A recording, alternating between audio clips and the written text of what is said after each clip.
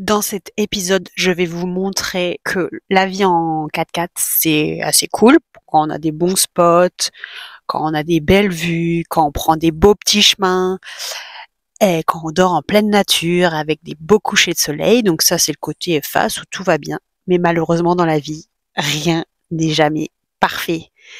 Et là, patatras, le côté pile, c'est que j'ai eu un accident, j'ai cassé mon pare-choc, il y avait beaucoup de pluie qui ont fait une inondation dans mon 4x4 et je suis tombée malade. Franchement, je suis fatiguée. Bienvenue sur ma chaîne, je me présente, je m'appelle Camille, je voyage avec ce joli Land Rover Defender qui s'appelle Denver. Depuis 2020, je parcours le monde seul, d'abord en van, puis maintenant, depuis 1 an, avec mon 4x4 âgé de 20 ans. J'ai tout quitté pour vivre mon rêve, découvrir le monde, pour faire des rencontres et vivre dans la nature hors des sentiers battus. Ce que j'aime, c'est l'aventure, le dépassement de moi-même, la rencontre des autres et des paysages. Grâce à mon 4x4 qui m'emmène partout, sur tous les chemins, sable, l'herbe, le caillou et même la plage. Et voici une nouvelle vidéo pour suivre mes aventures. Bienvenue dans cette nouvelle vidéo. C'est parti pour une nouvelle aventure. Alors pour l'instant je suis en France. Je vous dis pas encore où je vais. Ce sera la surprise pour la prochaine vidéo. J'ai dit au revoir à tous mes amis, à toute ma famille, et c'est jamais très évident de quitter les gens qu'on aime. Et l'aventure, c'est ça. C'est aussi d'être seul, d'être sans ses amis, sans sa famille. Mais bon, je sais que je les reverrai. Je sais pas dans combien de temps je rentre. C'est toujours des voyages avec durée indéterminée chez moi. C'est toujours un peu tristouné de rater des événements ou de rater des fêtes familiales ou amicales, mais c'est la loi du voyage. Et je sais qu'il y a beaucoup de personnes qui viendront me voir, ou pas d'ailleurs, mais qui viendront me voir sur mon trajet. Souvent, j'ai quand même des amis qui viennent au Maroc. J'avais 2 copines qui viennent me voir. Donc bon, bah aussi ça leur permet de voyager.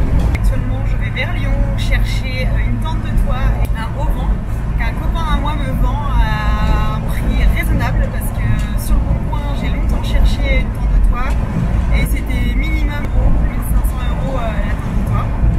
Donc pour moi, c'était vraiment un budget trop élevé. Je suis trop contente de commencer une nouvelle aventure.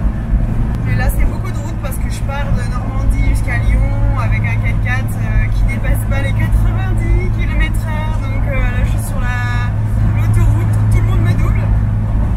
Mais voilà, c'est la joie du 4x4. Il faut pas être pressé. Voici ma nouvelle tente de toit, mais elle n'est pas sur le bon 4x4. Du coup, j'ai acheté ça et ça. Voici mon nouveau Rhino-Rack et je suis trop contente d'avoir ça parce qu'au moins j'aurai de l'ombre depuis le temps que je voulais avoir un truc pour avoir de l'ombre. Voici ma voiture avec ma nouvelle tente de toit. Hier soir on n'a pas réussi à la fixer, donc on va continuer ce matin. Et là je me réveille dans ce paradis, c'est trop beau. Il y a un lever de soleil sur les montagnes. C'est vraiment magnifique. Alors c'est parti, on va au magasin parce qu'en fait ce bout-là, il est complètement cassé. En fait, en défaisant l'attache de la tente de toit qui est là-bas, et c'est complètement cassé, donc on va essayer de retrouver un fer comme ça pour le tordre, et puis on va au magasin voir ce qu'on peut trouver, quoi. Nouvelle journée d'aventure. En avant pour aller à la quincaillerie. Ça fait moins, pour la 3e fois, ça fait moins rêver quand même. Mais c'est magnifique, franchement. Les routes sont vraiment belles.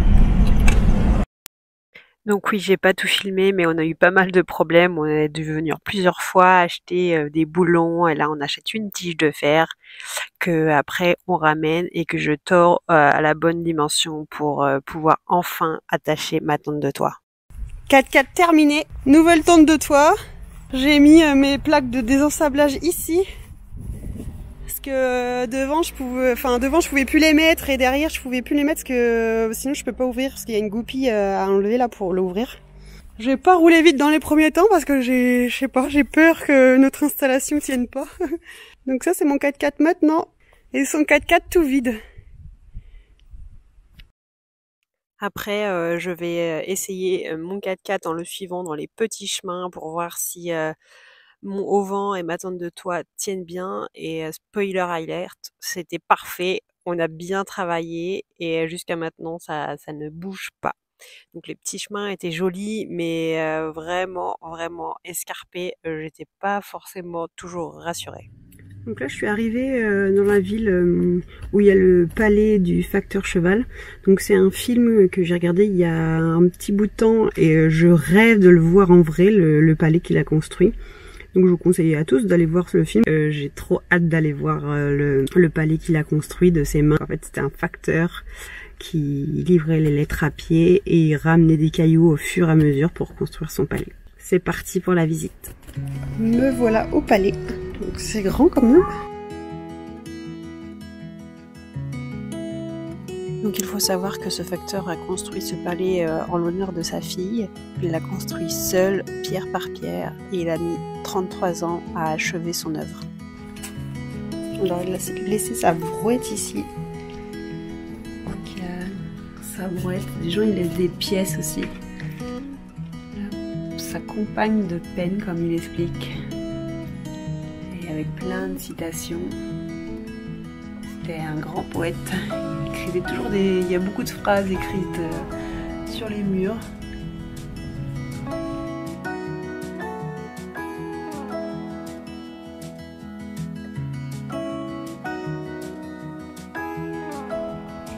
Le palais est un chef-d'œuvre de l'art naïf. Il est classé au titre des monuments historiques depuis 1969. Il comprend 2 étages, un rez-de-chaussée et un premier, et on peut vraiment aller partout, visiter l'intérieur comme le dessus. Après avoir terminé son palais, il a construit son tombeau dans le cimetière du village, et là c'est gratuit, on peut aller le voir librement. Et c'est vraiment l'apogée de son art. Un petit cartoon qui surveille sa tombe, c'est trop mignon. Et je vous conseille à tous d'aller voir le film tiré de cette histoire vraie assez incroyable d'un facteur qui construisait des œuvres, des chefs-d'œuvre de ses mains. Vraiment impressionnant, c'est haut. Et tu dis, il a mis 8 ans pour faire ça.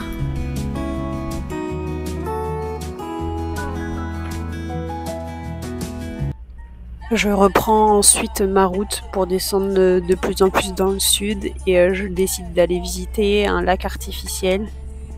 Et sur la route, les paysages, même nuageux, sont vraiment très beaux. Alors c'est parti pour aller voir un lac artificiel créé par EDF. Et il y a une passerelle, un pont de singe entre les 2 rives. Donc j'ai hâte de vous faire voir ça parce que l'eau, elle est tellement magnifique. Là, on peut un peu l'apercevoir. Elle est bleu vert turquoise, quoi. Trop belle. Alors voici la passerelle. Il y a un chien qui veut pas traverser, je crois. Il y a un chien qui reste à pied. Trop mimes. Le chien ne veut pas traverser. Il est trop mignon. Ben oui. Viens. Le chien n'a pas voulu traverser, mais moi j'y suis allée. Ça bouge un peu, c'est pas rassurant avec les petits trous, mais franchement ça le fait. J'ai pas le vertige entre les 2 montagnes avec l'eau turquoise, un petit bateau. C'était vraiment mais splendide. Cette passerelle fait 220 mètres de long et elle fait que 1,20 m de large. Et après, la hauteur, ça dépend du niveau d'eau, entre 85 et 45 mètres de haut. Dommage que c'est un peu nuageux. Mais sinon, l'eau est juste magnifique. Ça bouge un peu quand il y a beaucoup de gens dessus, mais sinon, ça vaut le coup de venir quand même. Et bien sûr, j'ai pas pu résister à faire voler mon drone dans ce décor paradisiaque. Donc on voit la passerelle au fond, les montagnes, et c'était magnifique. Les lumières étaient trop belles parce qu'il y avait pas mal de nuages. Donc je vous laisse contempler ce joli décor.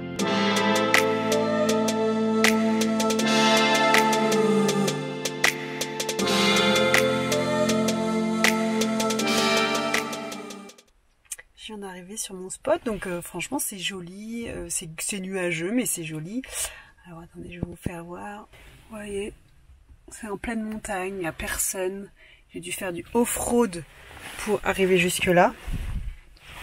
Et là, quand j'arrive, regardez ce que je vois. Une montagne de tuiles, mais il y en a une tonne. Alors des vieilles, des moins vieilles. Donc lui c'est le tas le plus petit, donc il est déjà énorme. Et vous voyez tout ce qu'il y a quoi. Je suis choquée. Je sais pas, les entrepreneurs ils ont toujours pas compris. C'était pas une déchetterie la nature quoi. Donc je suis garée là, donc à cause d'eux, je suis garée à côté d'une poubelle. Moi je vais dormir là, et là t'as la belle montagne juste là, mais ça gâche clairement le spot quoi. Première nuit dans ma tente de toit. Tout s'est bien passé. Le matelas est un peu dur, donc peut-être que je vais le changer, je sais pas, ça me paraît un peu trop mou en fait, je touche vite le sol. Je vous fais visiter, il y a un petit filet comme ça, fait maison, mais bien pratique pour, bah voilà, moi j'ai mis mes chaussures. Je pourrais mettre tous mes vêtements. Il y a 2 fenêtres avec la moustiquaire. Et puis voilà, c'est moins grand que celle que j'avais avant. Mais pour moi toute seule, ça fait largement l'affaire. Je continue ma visite du sud de la France par la visite d'un petit village qui s'appelle Carros Village, qui était très très très mignon. Et aussi, je fais du drone pour vous faire voir où j'ai dormi. C'était un très joli village, mais le lendemain matin, quand je redescends dans la vallée, et patatras, il m'arrive un accident. Je sais pas, la route a glissé de fou, il pleut. Et du coup, là dans le virage, ça a pas freiné, donc j'ai l'impression que c'est mes freins qui ont... Pourtant j'allais tout doucement parce que je le sentais pas. Donc, je sais pas trop ce qui se passe avec ma voiture. Donc en fait j'arrivais là, de ce virage là, et mes roues en fait ils se sont bloqués. Je tournais mais ça ne tournait plus. Du coup j'ai freiné à fond. On voit mes traces ici. Et du coup bah je suis arrivée dans le poteau ici. Et le poteau il a presque rien eu. Hein. Il y a quelques traces, mais rien de fou. En fait, c'est trop bien parce que je tournais les roues et mes pneus, ils réagissaient plus, quoi. Je suis quand même contente parce que ma voiture, le moteur, il tourne. Heureusement qu'il y avait la barre, en fait, qui a arrêté le choc. Et mon moteur, il a rien eu. Cet épisode m'a beaucoup remué.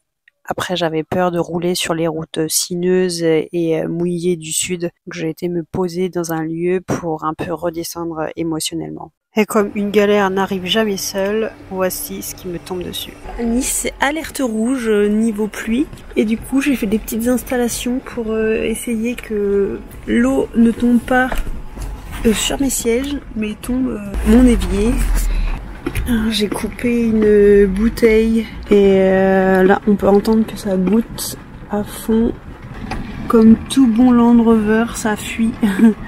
Donc j'ai déjà récolté tout ça d'eau. À la place que ça soit sur mon siège, c'est pas mal. Et puis bah, vous voyez là, ça goutte de ouf. Et ça ne s'arrête pas de pleuvoir. C'est de pire en pire. Voilà tout ce qu'il a plu. Un peu. Heureusement j'avais mis une bassine. Pour conjurer le sort, dès qu'il a fait beau, je suis partie me dégourdir les jambes sur le sentier du littoral où j'ai contemplé les belles vagues, où il y avait encore une forte houle, mais ça m'a fait vraiment du bien de prendre de l'air. Je voulais vous parler parce qu'il y a 10 jours où il n'y a rien qui va. Je suis venue dans le sud pour faire un contrôle dentaire et en fait j'avais 2 caries. Alors j'avais pas vraiment mal, mais à la radio ils ont vu que j'avais 2 caries. Il y en a une, c'est finalement assez vite réparé, mais de l'autre côté c'était un peu plus grave. Donc en fait elle me donne rendez-vous sur rendez-vous. Donc j'ai commencé le 17 octobre et là j'ai des rendez-vous jusqu'au 27 novembre. Donc vraiment je suis au bout de ma vie parce que dans ma tête c'était clairement pas le projet de rester 1 mois et demi ici. Moi j'aime partir, j'aime l'aventure, j'aime bouger. Donc là je suis comme un hamster en cage à rester ici dans le coin. Je suis au bout de ma vie. En plus de tout ça, j'ai niqué ma voiture, j'ai tordu le pare-choc. Donc ça m'a bien psychologiquement franchement attristée. J'étais pas du tout contente d'avoir cassé ma maison. Et en plus, depuis 2 jours, j'ai de la fièvre, mais une fièvre horrible qui passe pas. Et franchement, je suis au bout de ma vie parce que Je suis toute seule dans mon 4x4 à attendre que je guérisse. Entre ma dent qui me lance, la fièvre qui m'empêche de dormir, tellement je frissonne. Heureusement aujourd'hui il fait beau, mais il y a encore 2 jours, il pleuvait, je pouvais même pas sortir. Franchement je suis fatiguée. Après c'est la vie que j'ai choisie, de vivre dans un 4x4, donc j'assume, mais mon meilleur ami, le Dafalgan. Je prends jamais de cacheton, mais là, j'ai tellement au bout de ma vie que je suis obligée. Voilà, je voulais vous faire voir que cette vie-là, c'est pas toujours rose. Quand t'es malade, tu te sens pas bien, en plus il pleut, tu casses ta voiture, des fois il y a des cercles comme ça où il y a rien qui va. J'accuse un peu le coup. Mais j'espère que ça va aller rapidement mieux. Parce que là, la fièvre, plus ma dent... Se faire à manger, juste les choses de la vie quotidienne, bah franchement c'est compliqué quand t'es seule et que t'es pas bien. Donc là j'ai une sacrée baisse de morale due à mon état de santé. J'espère que ça va vite revenir parce que retrouver ma pêche physique, ma pêche psychologique. Parce que bon, je suis au bout de ma life, clairement. En PLS dans son 4x4 la meuf.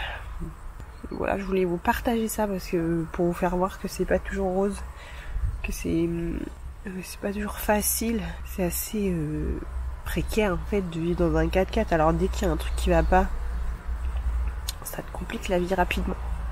Là j'ai plus d'eau, donc je vais devoir conduire pour aller chercher de l'eau, et là juste ça me coûte parce que j'ai de la fièvre et que bah du coup faire des mouvements, j'ai des bouffées de chaleur et tout. Mais bon, j'ai plus d'eau, je suis obligée de me bouger quoi. Voilà mon état actuel émotionnel, c'est pas la joisse. Après 3 jours de fièvre intense, il fallait que je me réconforte en me changeant les idées. Alors j'ai décidé d'aller assister à plusieurs concerts et comme je suis restée 1 mois et demi ici, j'avais le temps.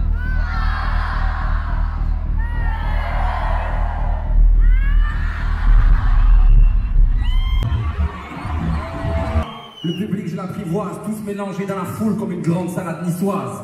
Je prends des risques, je pars en impro d'emblée et je travaille mon accent promenade des Anglais. Tu connais le public de Nice, soit très très chaud, me brûle ce soir, je suis très très chaud. 2, 3,